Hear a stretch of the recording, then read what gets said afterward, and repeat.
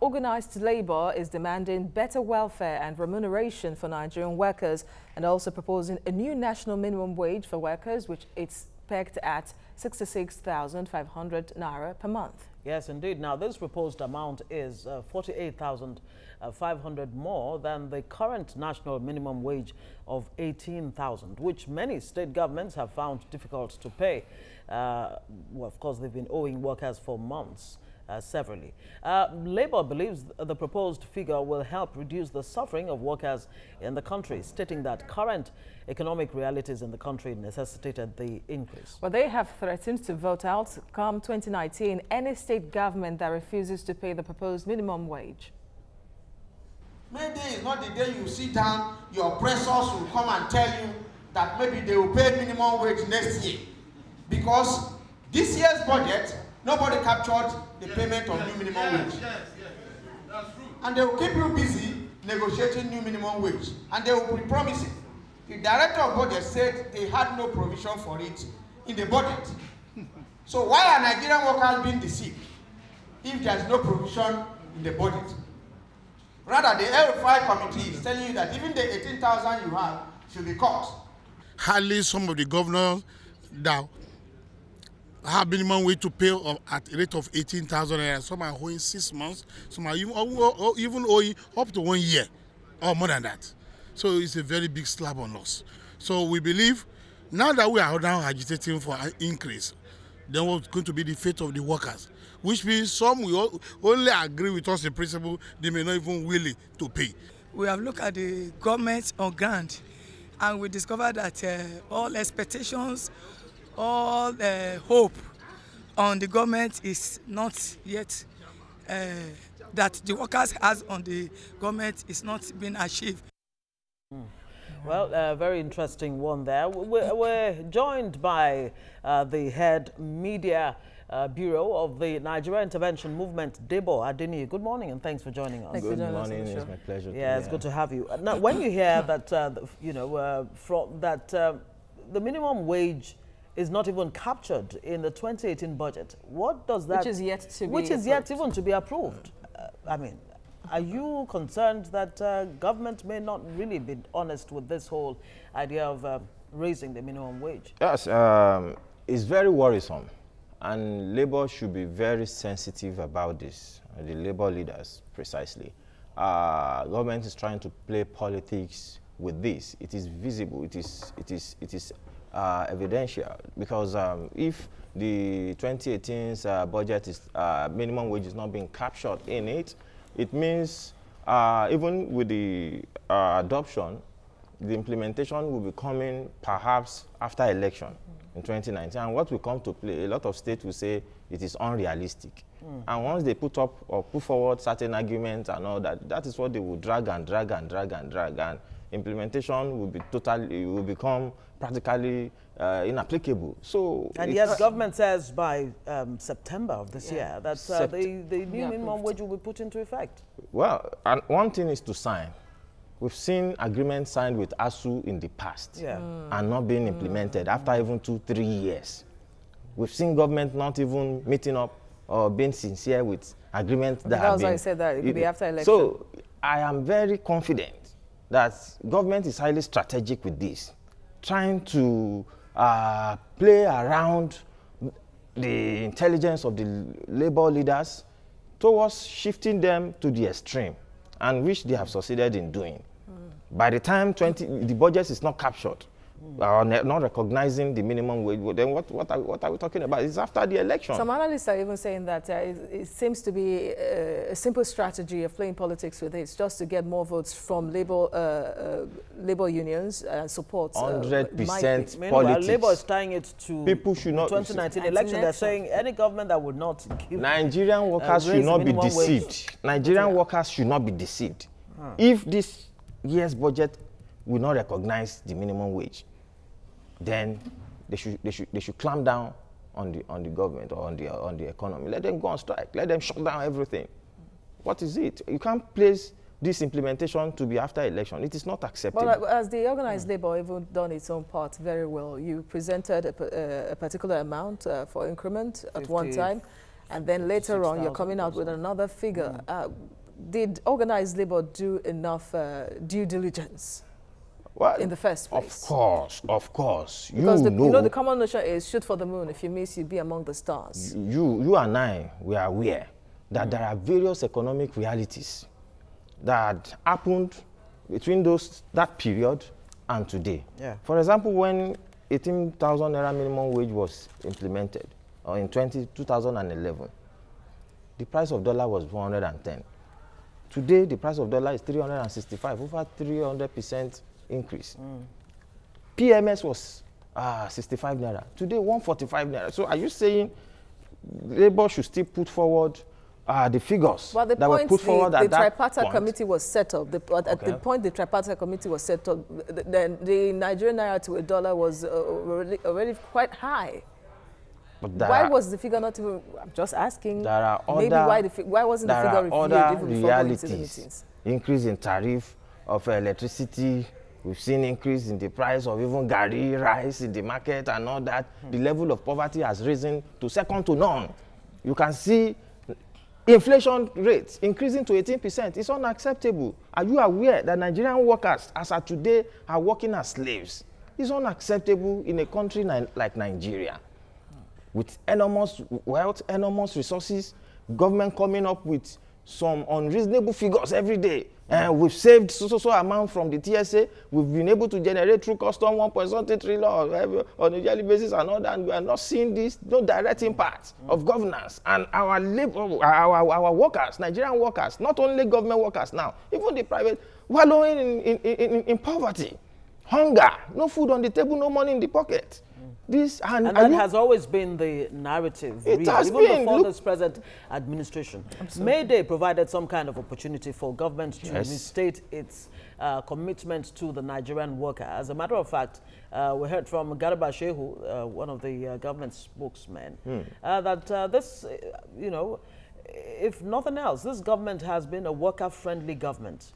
For instance, the issue of bailout for the states, as soon as this government came into power. In 2016, of course, it had to dip its hands into the national coffers to provide, funds for the states. For states to be paid. About 24 states could not pay salaries. 1.7 trillion. Is that not a good demonstration of government's willingness to actually meet, labor, Nigerian workers halfway? And then so many other things that you could, list out. Wouldn't it make sense for labor to be patient with this government to actually get to a reasonable point? I'm saying this based on what you just said, that the NLC needs to clamp down on government and shut down the economy. Eternity. Patient till when? Since 3 years, the government came to power, and you are saying, did they do anybody any favor by releasing bailout funds for work that have been done? Is that what you are saying? It is even irresponsible on the part of the governors in various states not to have paid workers' salary. Is it not the same governors who have been given 1.7 trillion as bailout fund twice to pay this worker, and they refuse to pay yet? They diverted the funds. The level of financial recklessness in the hands or at the state level is second to none. And we've seen high level of financial misappropriation. We've seen high level of corruption, corrupt elements, and political lotteries. In fact, I was about to ask you political lotteries.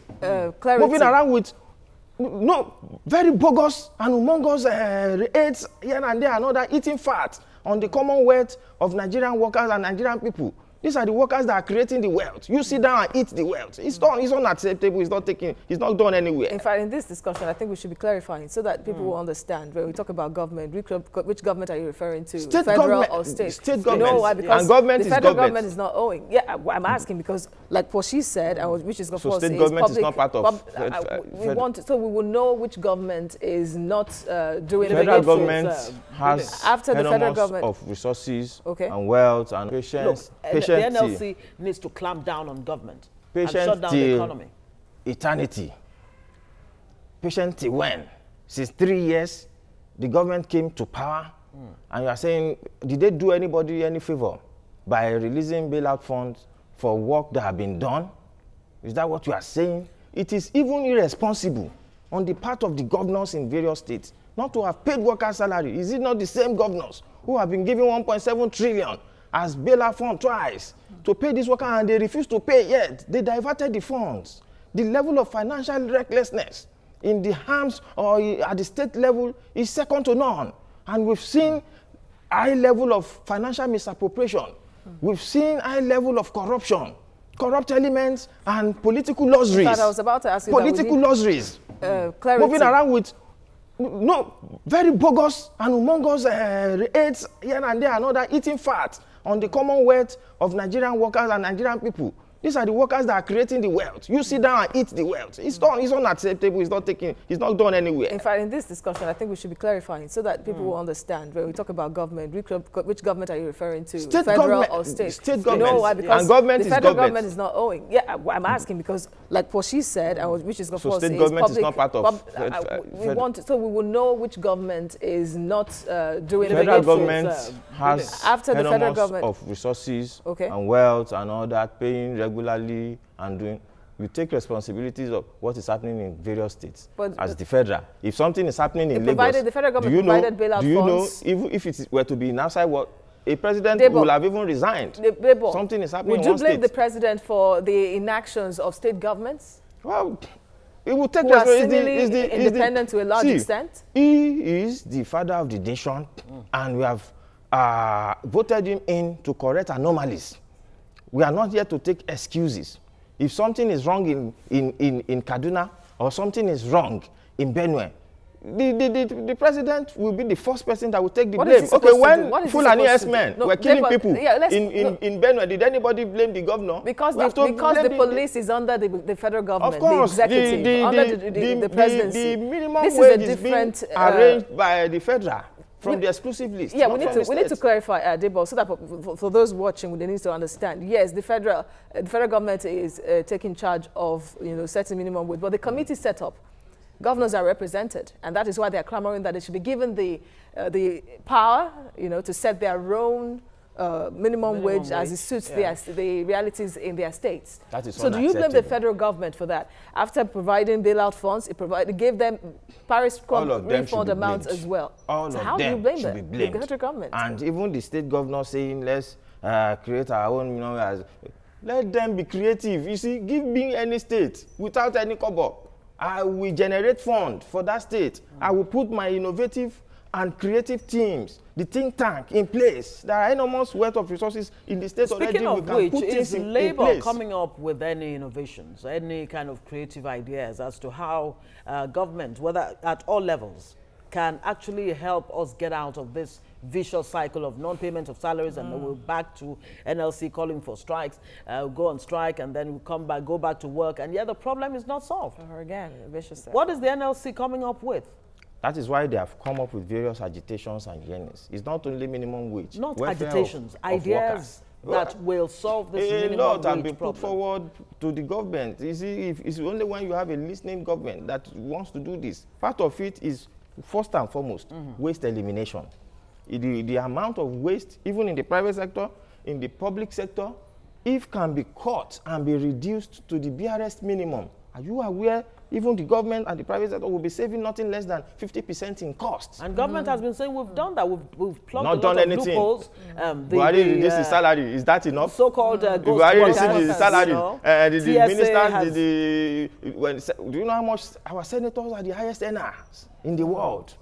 And these Nigerian workers cannot even, the Buhari that is talking 2 billion for feeding annually, a Nigerian worker cannot even put food on the table. What type of food is he eating with his presidential aids and all that? 2 billion annually. And you are saying you have cut waste. What's the way forward? Yes, with the present realities, first off, with the present realities and from the demands of organized labor, that the need for a reviewed demand was pertinent because of the present realities in Nigeria, where workers are the ones, they have so many dependents because of the economy, the poor economy somehow, and then they provide electricity, water, and all basic amenities for themselves. So what happens if the government now provides all of this? Would there now be a review? Because some analysts are saying that using that as a defense is not even good enough. How?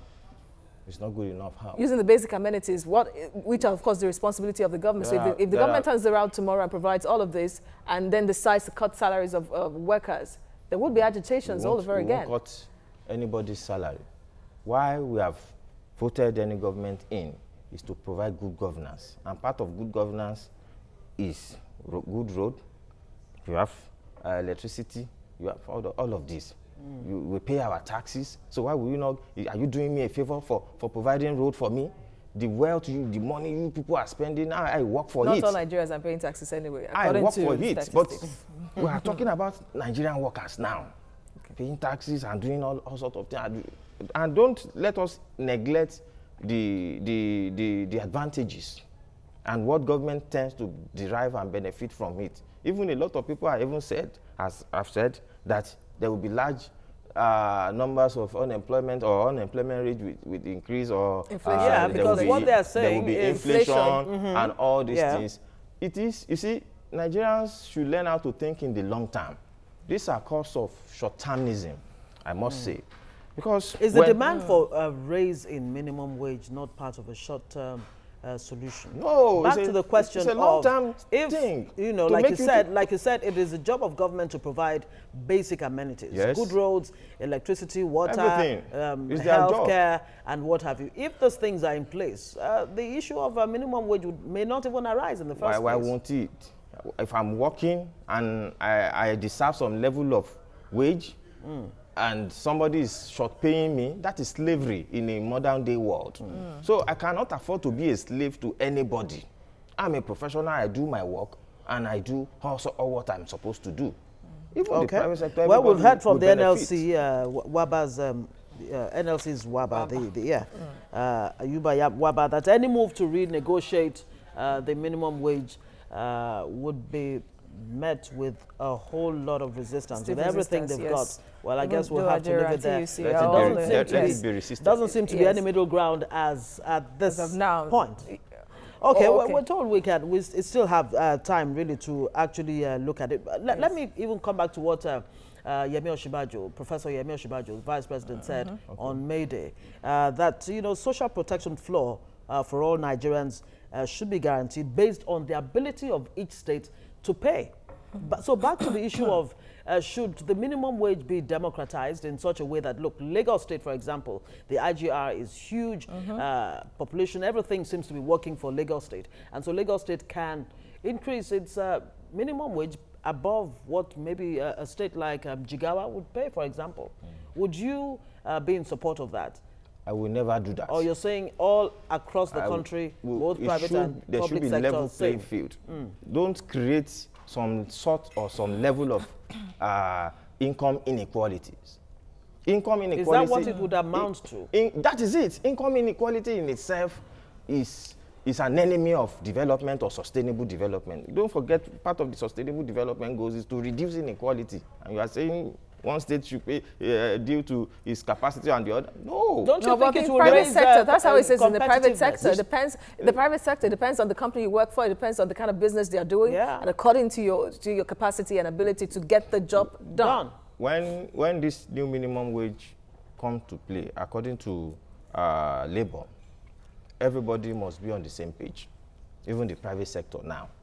We are aware that there will be a lot of short-term itches, but with time it will disappear. I can prove that. Why is that? The moment that has come to play, workers will want to give their best in terms of productivity. Okay. And once there's productivity, definitely there will be what is called profitability. So how do you don't forget, don't forget that when this minimum wage comes to play again, the financial power of consumer will rise, which will lead to higher demands of goods and services. With attendant inflation alongside even if, see, it's a short-term thing. If you increase your price, you see, a lot of companies, some top-notch companies with bogus amount of profit, can decide not to increase the prices of their own goods and services, based on the fact that they may just push that cost to the profit margin. Okay, if we are making 500 million every month, let's If we pay this, we will be making 300 Some companies, million. not all companies. The normal thing is that you let market mechanism let me land decide. with that analysis. Yeah. We are now making 300 million, and our price of goods and services, or the prices, are remaining the same. For example, if I'm providing maybe toothpaste, for example, at a rate of 200 naira, another company B selling its own 250 naira.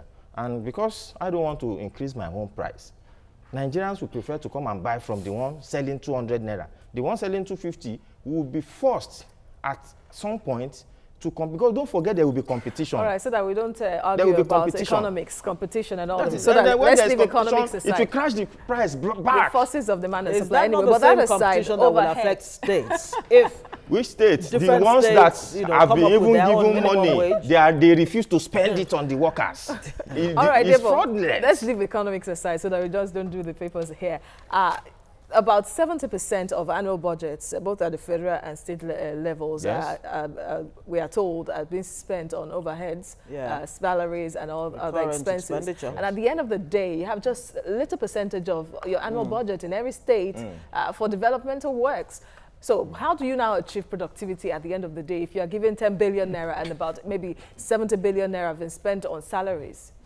That is why I have said, first and foremost, waste elimination should come to play.